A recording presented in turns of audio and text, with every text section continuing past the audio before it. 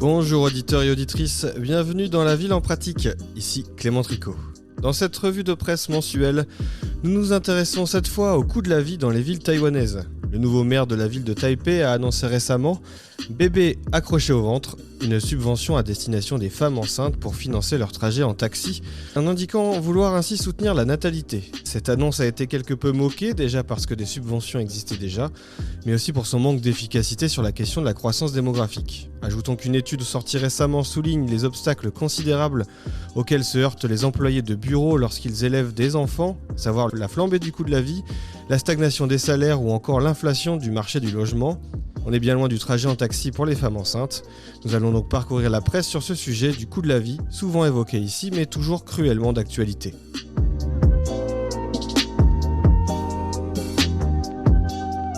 Des subventions pour que les femmes enceintes puissent prendre le taxi à Taipei, avec un objectif d'augmentation du taux de natalité qui est à 5,7 naissances pour 1000 habitants en 2022 si on en croit les chiffres de TVBS. Alors effectivement, il y a plusieurs journaux qui en parlent, donc là je vous ai évoqué TVBS, mais aussi CNA. Le maire de Taipei a présenté donc fin juin la question justement de cette subvention pour que des femmes enceintes puissent prendre le taxi à hauteur de $8,000 taïwanais, environ 257 dollars américains. Ça a commencé le 1er juillet de cette année. Alors est-ce que cette subvention mise en place par Chang Wan-han, donc je le rappelle, le maire de Taipei, est suffisante pour espérer inverser la courbe démographique à Taipei et peut-être à Taïwan ? Eh bien je n'en suis moins sûr. Il a été assez moqué sur les réseaux sociaux pour cette question des subventions.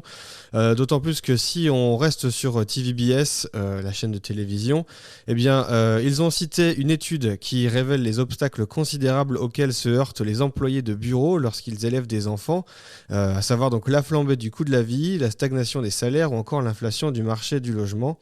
Alors justement, un TVBS revient là-dessus. Le taux de natalité à Taïwan a considérablement diminué ces dernières années, entraînant une croissance démographique négative pendant 3 années consécutives. Et une étude récente met en lumière ces différents problèmes. C'est Yes 123 Job Bank qui a produit cette étude et qui souligne que 74,7% des employés de bureau considèrent le coût de la vie comme la principale raison de ne pas avoir d'enfants. Donc on n'est pas du tout sur cette question de pouvoir prendre le taxi. Ensuite, 57,8% des personnes interrogées citent leur incapacité à s'offrir un logement. Et enfin, 39,9% s'inquiètent du manque de temps pour s'occuper de leurs enfants, avec des rythmes de travail parfois très denses, notamment dans les grandes villes et à Taipei. Pour avoir connu le rythme de vie à Taipei, je peux témoigner du fait qu'on travaille un peu beaucoup et qu'on a parfois un peu un besoin de vacances. Et donc mettre des enfants dans un rythme de vie comme celui-ci, eh bien, c'est un peu compliqué si on veut bien s'en occuper. L'étude précise, par exemple, aussi, ça c'est intéressant, que les couples qui ont été interrogés, en tout cas les personnes interrogées, estiment qu'un couple marié doit gagner environ 107 000 dollars taïwanais, environ 3 000 euros par mois, pour se permettre d'avoir des enfants. Et les parents, selon l'étude, doivent également épargner près de 6,5 millions de dollars taïwanais pour élever un enfant jusqu'à l'âge de 20 ans, ce qui représente environ 186 000 euros. Alors comme l'étude précise, l'article, que les jeunes générations ont tendance à se marier donc un peu plus tard ou à se vivre en couple un peu plus tard, ou alors choisissent parfois de ne pas avoir d'enfants, tout simplement à cause de ces 3 raisons évoquées.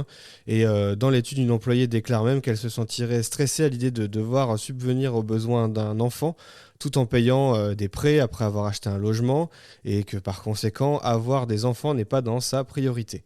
Donc ça, c'est un point qui est important selon moi, de voir un peu cette volonté du maire de Taipei, mais aussi peut-être d'autres élus à Taïwan, de vouloir marquer les esprits en faisant une annonce phare, mais qui finalement est assez loin des fondamentaux et des besoins essentiels, des réels des Taïwanais.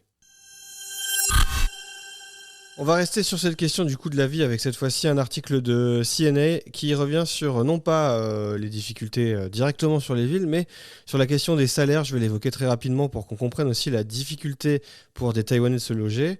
C'est qu'en effet, il est cité que les salaires, le salaire moyen, le salaire régulier, ont augmenté de janvier à mai par rapport à l'an dernier.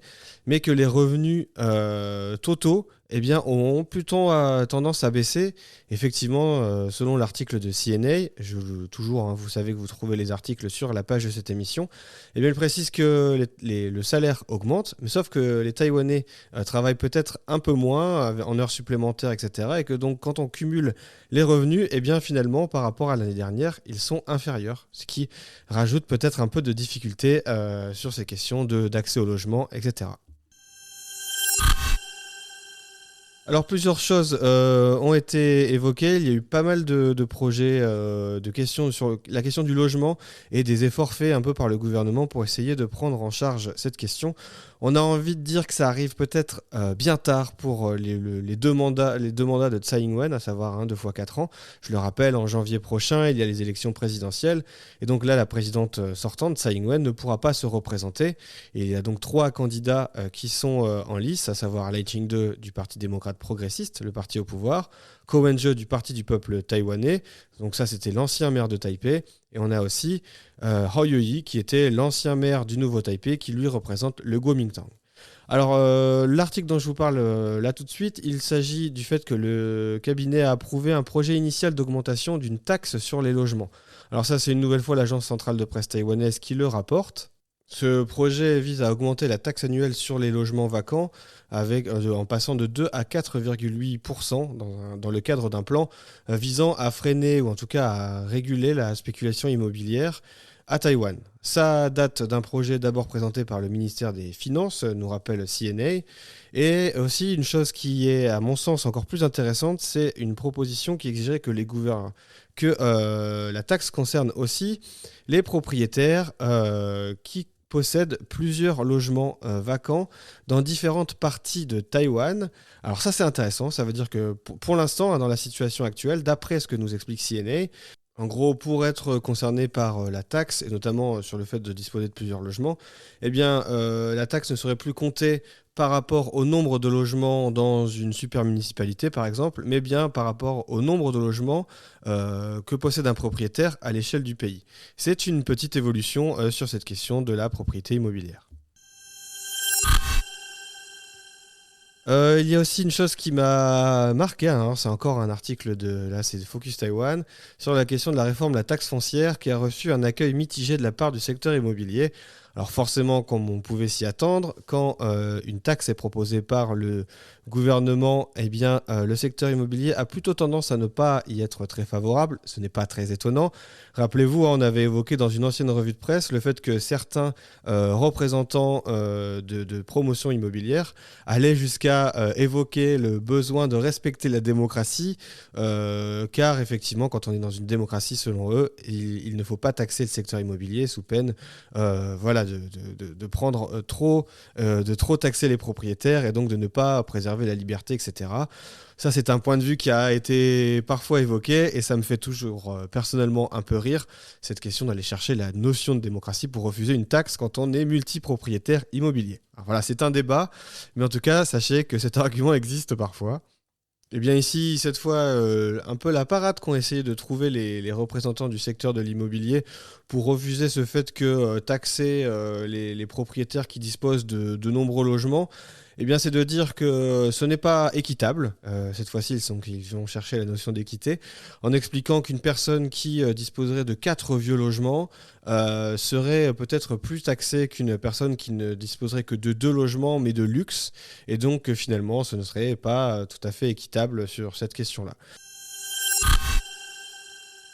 Une nouvelle que nous vous avons partagée sur Radio Taïwan International, le gouvernement a approuvé ce mois-ci un programme de prêt immobilier à taux préférentiel pour les jeunes. Effectivement, le gouvernement a approuvé en Conseil des ministres un programme de prêt donc pour aider les aspirants propriétaires à acquérir un bien immobilier. La porte-parole du gouvernement, Lin Zilun, a précisé que le programme comprenait 4 avantages majeurs, et notamment une augmentation du montant maximal du prêt, qui devrait passer de 8 à 10 millions de dollars taïwanais, soit environ 230 000 à 290 000 euros. Et par ailleurs, le programme prévoit d'allonger la période de remboursement des prêts de 30 à 40 ans avec un taux d'intérêt subventionné pour 0,375% par le gouvernement et des banques d'État. Alors est-ce que ce prêt sera suffisant pour permettre à des jeunes d'envisager d'acquérir un logement et donc pour revenir à nos idées de départ de penser à faire des enfants? Eh bien en tout cas, peut-être que ça ne suffira pas, mais en tout cas ça vient s'ajouter à des idées, à des propositions qui sont en train d'être mises en place à Taïwan. Alors nous arrivons déjà au terme de cette émission, hein. Il y avait beaucoup plus d'articles, de choses qui auraient pu être évoquées sur cette question du logement. Il y a pas mal d'efforts qui sont faits en ce moment, en tout cas de lois qui sont proposées et de débats sur cette question. On sent que la prochaine élection présidentielle approche. On va terminer donc par les deux rubriques de notre revue de presse, à savoir donc l'architecture du mois. Cette fois-ci, je vous invite à vous rendre sur la page de cette émission pour aller voir un bâtiment qui s'appelle la M House. Alors je vous invite à regarder les images de ce bâtiment assez singulier, donc du travail du béton et notamment sur la façade pour cet immeuble de logement. Vous pourrez donc voir cette image sur le site de Théa Mag, la référence des magazines d'architecture à Taïwan. On doit ce bâtiment à OS Studio ainsi qu'à Lee Yixian Associates. On termine donc avec notre livre du mois qui cette fois-ci sera le magazine du mois. Je vous renvoie donc sur Théa Mag, c'est la revue de référence un peu pour tout ce qui touche à l'architecture et à l'urbanisme à Taïwan. Ça fait partie des meilleures revues, en tout cas des plus connues, qui lance leur appel à candidature pour les prochains prix de l'architecture résidentielle à Taïwan. Donc je vous invite à regarder, à consulter un peu ça. C'est toujours aussi intéressant de suivre ce genre de prix, comment ça se passe, et pourquoi pas regarder les éditions précédentes pour voir un peu des références, en tout cas ce qui est considéré comme des références de logement à Taïwan. Nous arrivons donc au terme de l'émission La Ville en pratique. C'était Clément Tricot. Moi, je vous donne rendez-vous bientôt pour d'autres émissions. Portez-vous bien.